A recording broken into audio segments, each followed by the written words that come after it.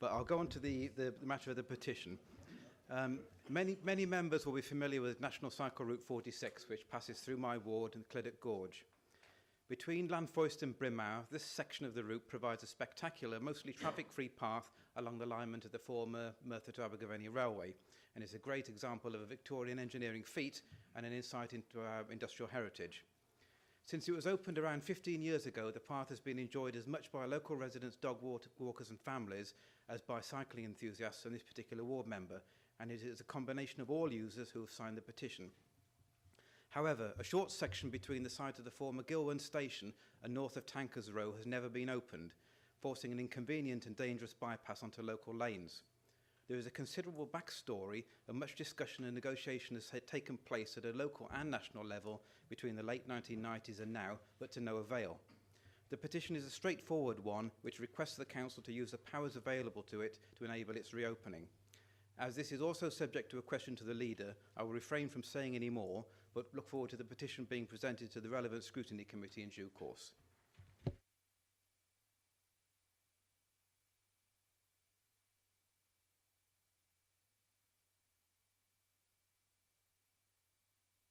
Thank you for that. We're on a public open forum now, and there's a question from Mr. Jack Thurston to County Councillor Fox, the Leader of the Council.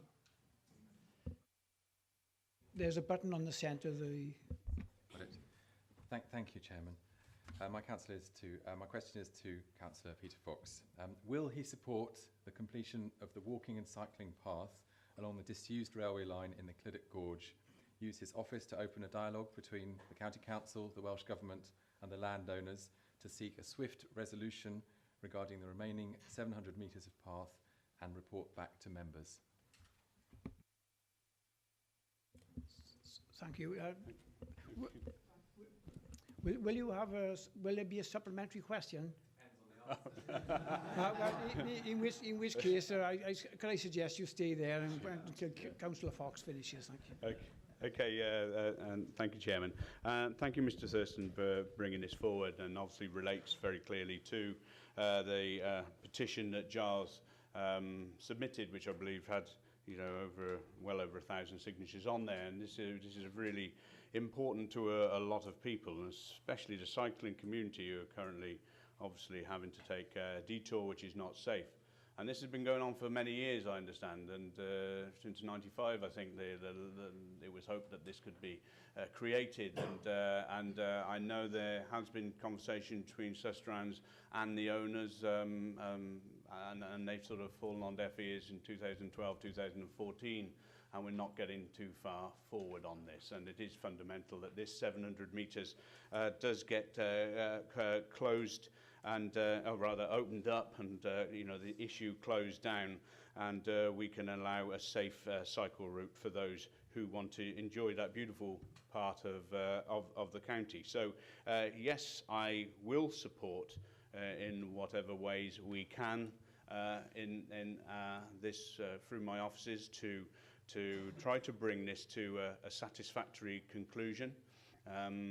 I wish to understand that we've explored every opportunity out before we move to any further formal measures, and I'll be liaising with officers to make sure that those things have been taken to their finality. So basically, Mr. Chairman, recognise the amount of weight that this question brings and the importance of it, and happy to support its sentiments. Thank you, Councillor Fox. Mr. Thurston. I'd just like to thank Councillor Fox for his answer, and also express my thanks on behalf of Abergavenny Cycle Group and the many hundreds, over 1,000, who signed the petition, to the members here who have signed our petition. Councillor Howard, obviously, Councillor Hickman, Councillor Edwards. There may be others in the great long list. If you haven't signed it, it's still open. You're very welcome to sign it. But I would like to have some clarity from Councillor Fox on the issue that is the subject of our petition ultimately.